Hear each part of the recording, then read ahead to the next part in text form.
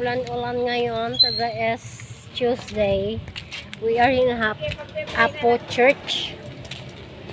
Nasa Apo Church kami. Dito kami, guys.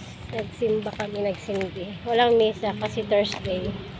Bali Friday and Sunday yung mayroon dito.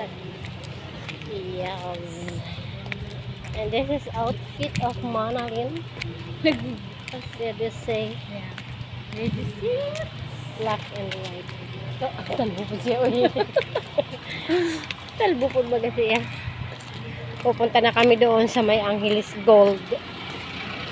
Itingin kami ng engagement ni Manay mo Manilyn. Yahoo! Kasi may mag-propose na daw sa kaniya. Isang ginto ang aming kukunin mamaya. Because it's hard. Umaanggi na ngayon, nagtatagiti. Anggi-anggi. Ayan ang panahon, no? Masyado makulimlim. At may payong kami nadala. Dahil kami ay mga First kami pala guys dati damit. Kaso yung akin mo. kanya nalagyan ng mancha. Kumain kami sa hisan kasi. Umain kami sa yasan kanina. Siyempre, ginangat-ngat niya yung pusit. Tumalsik yung mga mancha dun sa kanya. Yung mga sabaw ng pusit. Ginihingal pa ko guys. Ang ako panukuan. Chinelas is may takon. Ayan o. Tada! May takon. Kaya ang lola nyo ay kaangkaang paglakaw.